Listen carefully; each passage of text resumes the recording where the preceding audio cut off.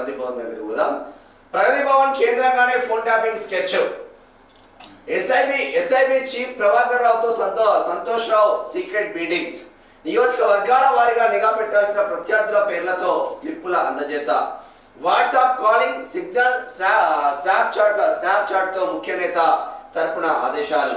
కేవలం నిఘా పెట్టాలని చెప్పాం తప్ప ఫోన్ ట్యాపింగ్ చేయమనట్లేదు. సిట్టు ముందు సంతోష్ రావు స్టేట్మెంట్. 7.5 గంటల పాటు విచారణ. ఎవరి ఆదేశాల మేరకు ట్యాపింగ్ చేశారనే కోణంలో ప్రశ్నించిన అధికారులు. ప్రభాకర్ రావు, ప్రణీత్ రావు స్టేట్మెంట్లు, టెక్నికల్ ఎవిడెన్స్ ముందు పెట్టిన ప్రశ్నలు. ప్రగతి భవన్ కేంద్రంగానే ఫోన్ ట్యాపింగ్ వ్యూహాలు నడిచాయని పైనుంచి వచ్చిన ఆదేశాలకు అనుగుణంగానే వ్యవహారంలో సంతోష్ రావు చక్రం తిప్పారని సిట్ విచారణలో తేలింది.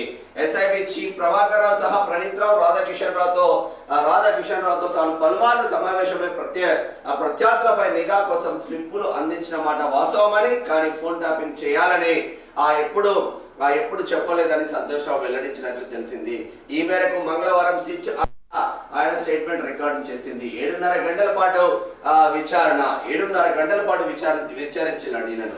ఫోన్ ట్యాపింగ్ కేసులో నోటీసులు అందుకున్న సంతోష్ రావు మంగళవారం మధ్యాహ్నం 3 గంటలకు జూబ్లీహిల్స్ పిఎస్ రోడ్ సిట్ అధికారుల ముందు విచారణకు హాజరైండ్లు. అసలు నిజంగానే 7.5 గంటల పాటు ఈయన విచారించింది కదా. కర్త కర్మ క్రియ అంటే కేటీఆర్ ను నమ్ముతాడో నమ్మడో తెలియదు కానీ కేసీఆర్ ఈ సంతోష్ రావును అంతకు మించి నమ్ముతాడు.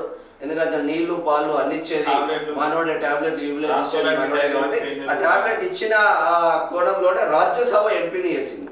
అంటే ఒక్క కేసీఆర్ ఉద్యమం చేసి ఒక్క కేసీఆర్ ముఖ్యమంత్రి అయితే కుటుంబ సభ్యులు 1000 కోట్లు ఎట్లా సంపాదించిందో ఇది ఒక సింపుల్ ఎగ్జాంపుల్. దీనిపైన కవిత ఏమంటుందో చూద్దాం. ఇదే కౌంటర్. సంతోష్ రావే మొదటి దయ్యం. పోలీసులు నిజాయితీగా పనిచేస్తే అతనికి శిక్ష పక్కా అంటున్నారు కవిత. కేసీఆర్ కు ఉద్యమకారులను దూరం చేసిన దుర్మార్గుడు. సీఎం రేవంత్ రెడ్డికి ప్రధాన గూఢచారి. కేసీఆర్ తినే ఇడ్లీ ఇన్ఫర్మేషన్ కూడా చేరవేసే స్ప్రే. గద్దర్ లాంటి వాళ్ళను గంటల కొద్ది గేటు బయట వెయిట్ చేయించిండు. స్మగ్లర్లకు ప్రభుత్వం అంటే భయం లేకుండా పోయిందని వ్యాఖ్య.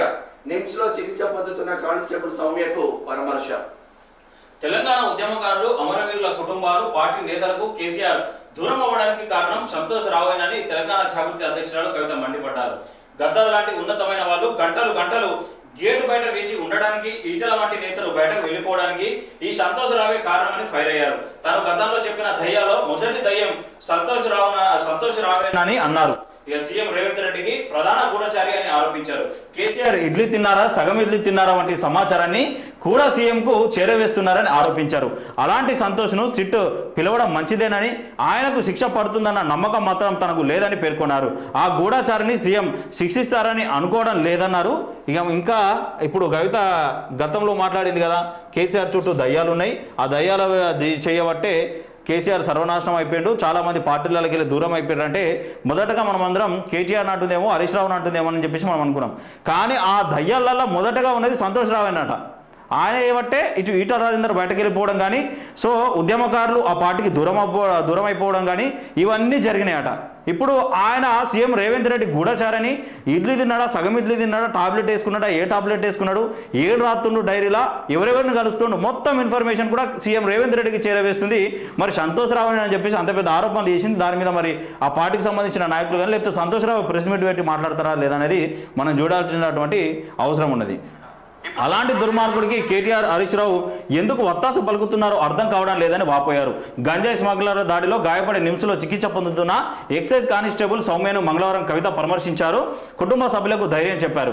అనంతరం ఆమె మీడియాతో మాట్లాడారు. చట్టం తన పని తాను చేసుకుపోతే దుర్మార్గుడు సంతోష్కు శిక్ష పడుతుందన్నారు. ఫోన్ ట్యాపింగ్ వ్యవహారంలో రాజకీయ ఒత్తిళ్లకు లొంగిపోకుండా పోలీసులు తమ పని తాను చెయ్యాలని కోరారు. ఇక ఒక్కసారి ట్యాపింగ్ కేసు కోరుతారు. కవిత నిన్న ఎక్కడికి పోయింది? సౌమ్య దగ్గరికి పోయింది. నిమ్స్కి పోయింది సౌమ్య దగ్గరికి. కానిస్టేబుల్లు నిజంగా ఈ దుర్మార్గులను పట్టుకున్నారా పోలీసులు? ఇప్పటివరకు ఎందుకు ప్రెస్ మీట్ పెట్టలేదు? ఒకటి. ఆ దుర్మార్గులు ఒకే వర్గం, ముస్లిం వర్గం అని చెప్పేసి ఎంఐఎం నుంచి ఫోన్ వస్తే తప్పించుకునే ప్రయత్నాలు చేస్తున్నారు రెండు.